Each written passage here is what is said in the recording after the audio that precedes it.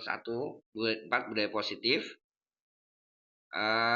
Apa itu budaya positif? Budaya positif itu merupakan nilai-nilai, ya, sebuah nilai-nilai, keyakinan dan kebiasaan-kebiasaan di sekolah yang berpihak kepada murid agar murid dapat berkembang menjadi pribadi yang kritis, penuh hormat, dan bertanggung jawab. Dalam sistem pendidikan di Indonesia itu ada sistem Among Ki Hajar Dewantara, ya, di mana ada tiga apa namanya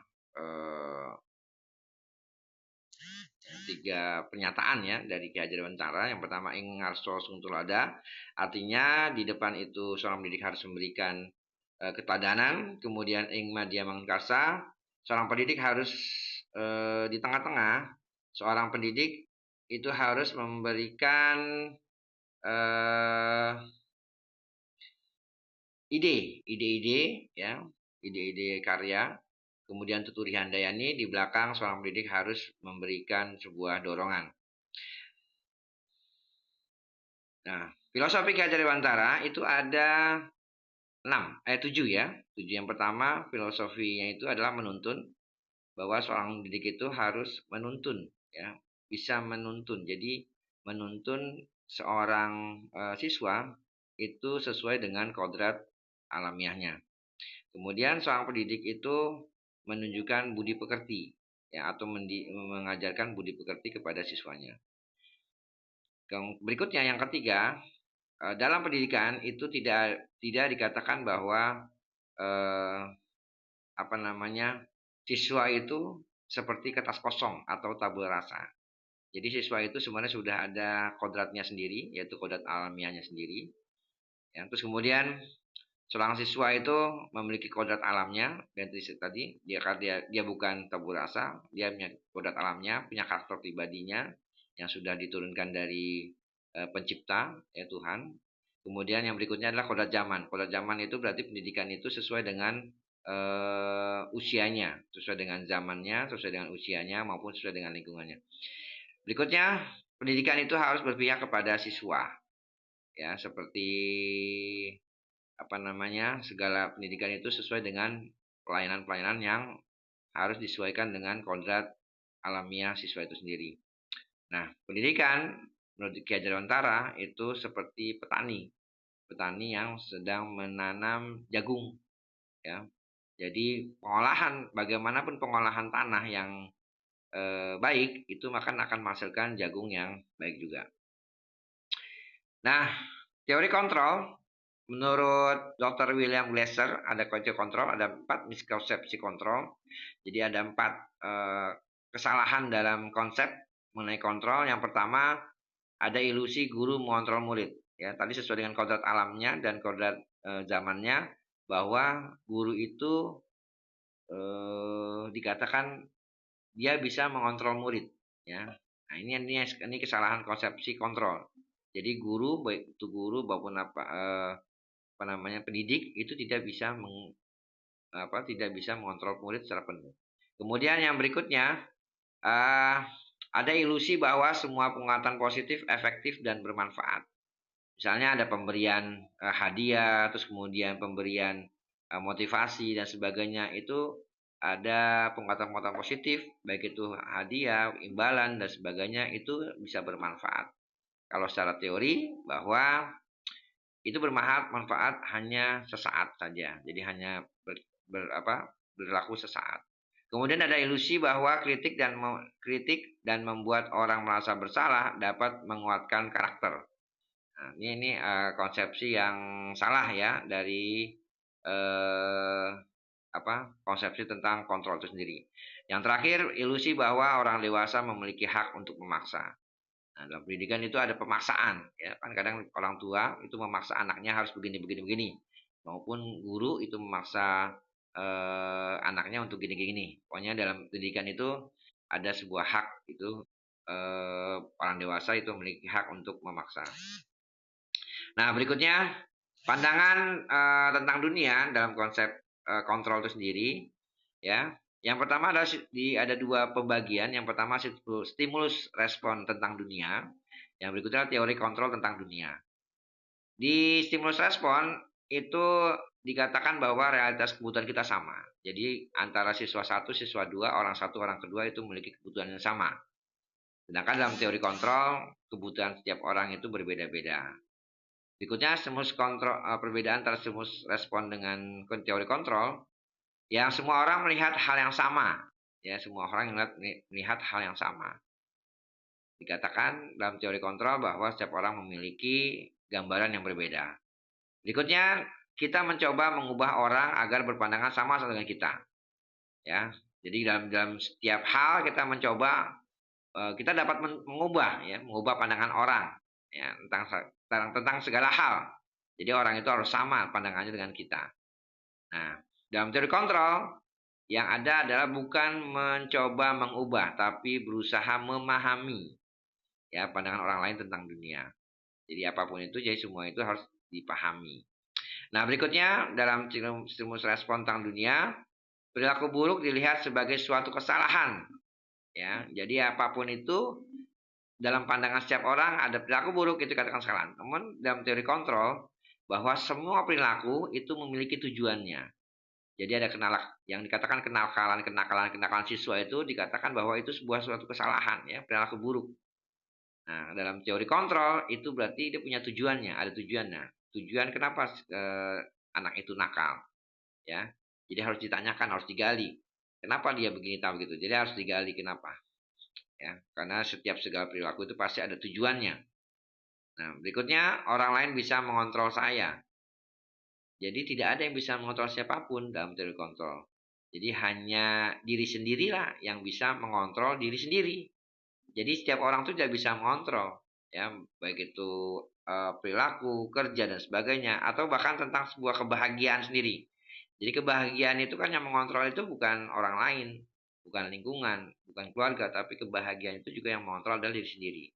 Kalau kita menginginkan kita bahagia, maka kita bahagia. Jika kita menginginkan kita susah, ya kita susah sendiri. Kemudian dikatakan saya bisa mengontrol orang lain. Nah, tadi ya, sesuai dengan di atasnya.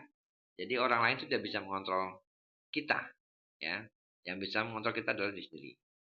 Jadi kita tidak bisa mengontrol orang lain juga. Jadi sebaliknya. Jadi kita tidak bisa mengontrol orang lain pun tidak bisa mengontrol kita. Kondisi kita adalah kita yang kontrol. Stres, kemudian depresi dan sebagainya itu bukan karena pengaruh orang lain. Tapi kitalah yang mengizinkan diri kita untuk stres dan depresi. Gitu ya, berarti kita mengontrol diri sendiri. Berikutnya pemaksaan ada pada saat bujukan gagal. Jadi jika ada kegagalan maka kita bisa paksa ya pada saat bujukan gagal. Jadi ada kegagalan kita bisa paksa orang untuk melakukan sesuatu. Kan seperti di atas lagi kita tidak bisa kontrol orang. Yang ada adalah kolaborasi dan konsensus untuk menciptakan pilihan-pilihan baru. Jadi kalau kegagalan terjadi itu bukan karena siapa-siapa, tapi kita harus ubah kegagalan itu menjadi sebuah peluang. Makanya ciptakanlah kolaborasi dan konsensus untuk menciptakan pilihan-pilihan baru. Nah, model berpikir menang kalah. Setelah stimulus respon, saya menang, kamu kalah, ya. Kamu menang, saya kalah. Jadi dalam stimulus respon itu ada model berpikir menang kalah. Nah, dalam teori kontrol itu model berpikirnya adalah bukan menang kalah, tapi menang dan menang. Jadi ada win-win solution, yaitu dalam teori kontrol. Nah, kesimpulannya adalah bisakah kita mengontrol seseorang? Dalam teori kontrol kita tidak bisa mengontrol seseorang. Jadi apapun yang terjadi pada orang lain itu bukan dalam wilayah kontrol kita. Namun tadi kita dikatakan bahwa kita bisa memahami orang lain atau memberikan pemahaman kepada orang lain. Nah, kemudian ada disiplin positif. Jadi apa itu disiplin positif? Di mana ada kemerdekaan, disitulah harus ada disiplin yang kuat. Jadi sungguh pun disiplin itu bersifat self-discipline, ya, yaitu kita sendiri yang mewajibkan kita dengan sekeras-kerasnya. Tapi itu sama saja. Sebab jika kalau kita tidak cakap melakukan self-disiplin, wajiblah penguasa lain mendisiplinkan diri kita. Dan peraturan demikian itulah yang harus ada di dalam suasana yang merdeka. Jadi kedisiplinan itu adalah prinsipnya. Kedisiplinan itu prinsipnya adalah kita yang mendisiplinkan diri sendiri, gitu ya. Jadi prinsipnya kita yang mendisiplinkan diri sendiri. Nah, Kalau kita tidak bisa disiplin, berarti yang harus disiplinkan adalah orang lain dengan peraturan-peraturan dan penguasa. Gitu ya, misalnya jalan lalu lintas. Ya, lalu lintas itu sudah diatur kan. Ya, yang di Indonesia itu berjalannya sebelah kiri, tapi kalau di barat berjalan sebelah kanan. Nah, itu adalah pengaturan-pengaturan penguasa. Nah, berikutnya, 3 alasan motivasi perilaku manusia. Jadi ada 3 alasan setiap orang itu melakukan sebuah tindakan atau setiap orang itu melakukan sebuah perilaku. Ya. Yang pertama adalah untuk menghindari ketidaknyamanan atau hukuman. Jadi apa yang terjadi jika saya tidak melakukannya, gitu ya. Jadi apa yang terjadi kalau saya nggak melakukan ini, maka yang terjadi adalah ada hukuman atau ketidaknyamanan. Misalnya siswa, kalau kamu nggak kerjakan tugas, maka yang terjadi adalah nilai kamu nggak ada. Gitu ya, itu konsekuensi. Jadi kalau kamu nggak mengerjakan tugas, maka nilai kamu nggak ada. Jadi perilaku manusia itu tujuannya adalah untuk menghindari ketidaknyamanan atau hukuman. Misalnya, kenapa keluar kota? Ya, berarti kan ada nggak nyaman keluar kota, yaitu untuk healing, ya, untuk healing. Itu berarti untuk menghindari kenyamanan. Selama rutinitas ini setiap orang, ya banyak orang itu yang melakukan aktivitas keluar kota itu untuk menghindari ketidaknyamanan, ya healing. Nah, terus kemudian yang kedua itu mendapatkan imbalan atau penghargaan dari orang lain. Jadi kenapa kita melakukan hal seperti itu? Ya, itu untuk mendapatkan imbalan dan penghargaan dari orang lain. Nah, pertanyaannya bagi diri sendiri adalah apa yang saya dapatkan jika saya melakukannya, gitu ya. Jadi kalau kita mau bekerja sama dengan seseorang, kita akan mengatakan apa yang saya dapatkan jika saya melakukan itu. Kita kalau kerja nih, misalnya kerja, ya padahal itu bukan tupoksi kita kan selalu berpikir, itu kan tupoksi saya. Kenapa pikiran kita adalah apa yang akan saya dapatkan jika saya melakukan itu. Berikutnya, untuk menjadi orang yang mereka inginkan dan menghargai diri sendiri dengan nilai-nilai yang mereka percaya. Jadi setiap orang itu memiliki nilai, ya, memiliki nilai-nilai, memiliki value. Nah, value-value ini tidak bisa dirubah, ya. Jadi beda antara kebiasaan dan value, ya nilai. Kalau kebiasaan itu bisa dirubah, tapi kalau nilai itu tidak bisa diubah. Dan itu kalau orang sudah mendapatkan perilaku nilai yang dalam dirinya, biasanya akan mengatakan ini, ya itulah, itu saya seperti itu, gitu ya. Saya kalau kerja ya begitu, serabutan, gitu ya. Berarti nilai, saya kalau kerja ya begitu, spontan. Nah itu nilai. Ya, ya beginilah hidup saya. Saya kalau bisa beginilah kehidupan saya. Terus kamu mau apa? Nah itu berarti nilai. Jadi kalau udah nilai itu tidak bisa tidak bisa di rubah kecuali kalau masih sekitar kebiasaan itu bisa diubah. Nah pertanyaannya bagi sini adalah saya akan menjadi orang yang seperti apa bila saya melakukannya.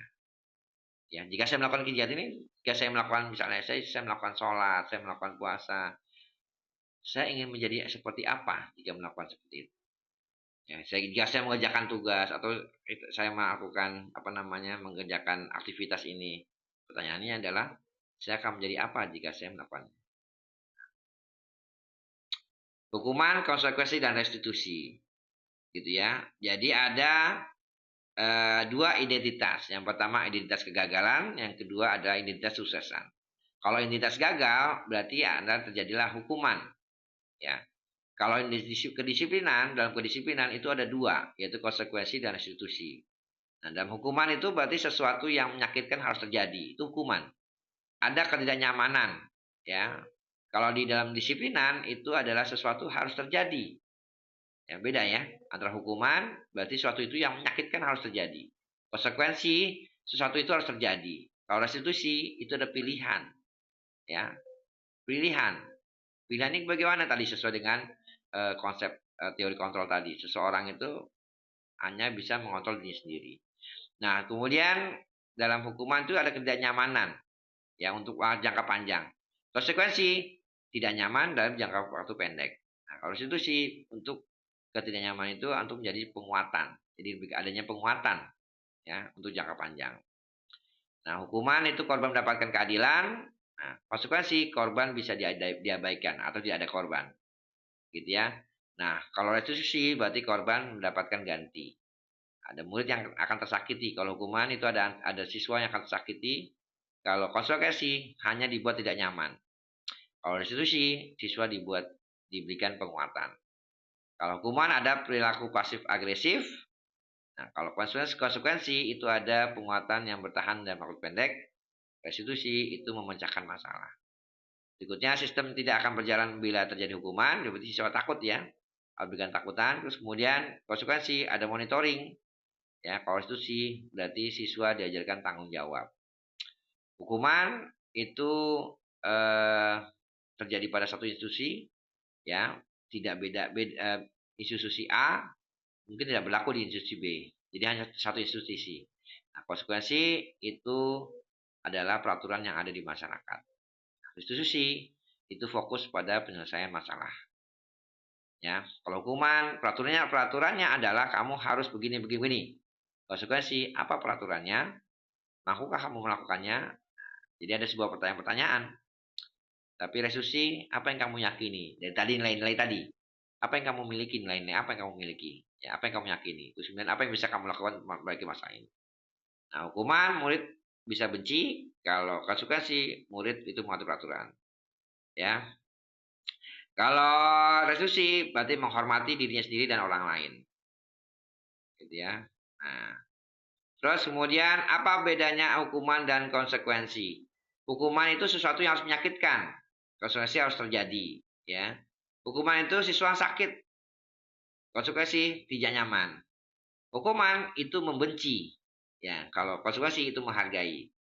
Hukuman ada paksaan, kalau konsekuensi ada stimulus dan tanggapan. Ya, kalau hukuman itu menyakiti diri sendiri, ya, kalau konsekuensi itu mendorong untuk menyelesaikan diri. Kalau hukuman itu konsep diri yang buruk, kalau konsekuensi itu konsep diri yang baik. Ya, hukuman itu anak belajar untuk menyembunyikan kesalahan, ya. Jadi nanti kalau sebagai orang tua atau sebagai guru itu kalau kita berikan hukuman itu anak akan berusaha untuk bohong, ya, menyembunyikan kesalahan. Ya, konsekuensi itu harus mematuhi peraturan. Hukuman itu ada rasa bersalah, ada marah, dipermalukan, nggak dihargai. Konsekuensi itu ada kehilangan hak, dibuat tidak nyaman, diasingkan untuk sementara waktu. Itu bedanya. Ya, kakek kelas. Keyakinan akan lebih memotivasi seseorang dalam institusi. Nah, itulah kontrak ya, sebut kontrak politik, ya, kontrak kelas, kontrak belajar. Keyakinan akan lebih memotivasi seseorang dalam intrinsik, seseorang akan lebih bersemangat untuk menjalankan keyakinannya daripada hanya sekedar mengikuti serangkaian peraturan. Nah, inilah tahapan-tahapan pembentukan keyakinan kelas. Ya, keyakinan kelas bersifat abstrak, ya. Kemudian pernyataan yang universal, kemudian dibuat dalam bentuk positif, ya. Kemudian tidak terlalu banyak, ya. Sesuatu yang bisa diterapkan di lingkungan. Kemudian setiap warga hendaknya memberikan kontribusi atau curah pendapat. Yang terakhir adalah bisa ditinjau setiap waktu. Keyakinan itu. Nah, ini contoh keyakinan kelas. Terus kemudian berikutnya ada segitiga restitusi. Segitiga restitusi adalah proses menciptakan kondisi bagi murid untuk memperbaiki kesalahan mereka sehingga mereka bisa kembali kepada kelompok mereka dengan karakter yang kuat. Disebut tiga restitusi. Yang pertama adalah menstabilkan identitas, kemudian validasi kebutuhan ya dari kiri ke kanan, ya dari bawah ke validasi, terus kemudian menyiapkan keyakinan. 9 ciri susi ya. Yang pertama itu bukan untuk menebus kesalahan, berarti belajar dari kesalahan. Kemudian yang kedua memperbaiki hubungan, yang ketiga memberikan tawaran bukan paksaan. Yang keempat menuntun ya untuk melihat ke dalam diri. Yang kelima mencari kebutuhan dasar. Yang keenam adalah mencari cara yang terbaik ya. Yang ketujuh fokus pada karakter bukan tindakan. Yang kedelapan fokus pada solusi. Yang kesembilan mengembalikan siswa yang berbuat salah pada kelompoknya. Ya, ini salah satu contoh perilaku segitiga restitusi. Jadi dibimbing atau di satu-satu ya, diberikan konseling satu-satu. Nah, stabilkan identitas yaitu membuat siswa merasa gagal. Jadi katanya adalah Berbuat salah itu hal yang manusiawi. Tidak ada manusia yang sempurna. Bapak Ibu juga pernah salah. Kita pasti bisa menyelesaikan masalah ini, ya, dan seterusnya. Itu adalah stabilkan identitas. Nah, validasi tindakan yang salah, kamu bisa melakukan hal yang lebih buruk. Jadi jika salah, berarti kita katakan kamu bisa saja melakukan hal yang buruk, tapi kamu tidak melakukannya. Ya, kamu pasti punya alasan kenapa melakukannya tadi ya. Jadi setiap perilaku itu ada alasannya. Kenapa melakukannya? Ya, apa yang penting bagi kamu? Karena melakukan itu. Jadi apa yang penting bagi kamu? Karena kalau kamu melakukan itu. Ya. Berikutnya, menanyakan keyakinan. Ya. Jadi nilai-nilai apa yang diyakini, yang kamu yakini. Nilai-nilai universal apa yang sudah disepakati? Misalnya kejujuran, kebaikan, keadilan, rasa hormat dan sebagainya. Itu adalah nilai-nilai universal. Kita katakan seperti itu. Ya. Nah, baik, ini saja ya pembahasan pada hari ini. Mungkin jika ada yang mau ditanyakan, silakan ditanyakan.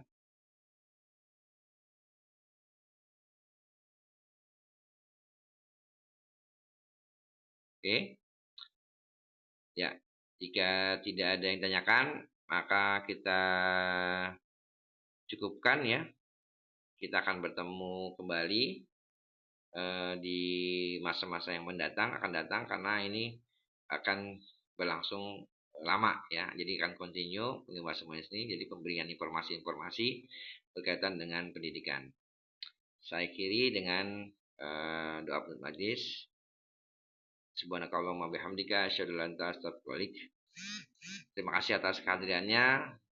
Assalamualaikum warahmatullahi wabarakatuh.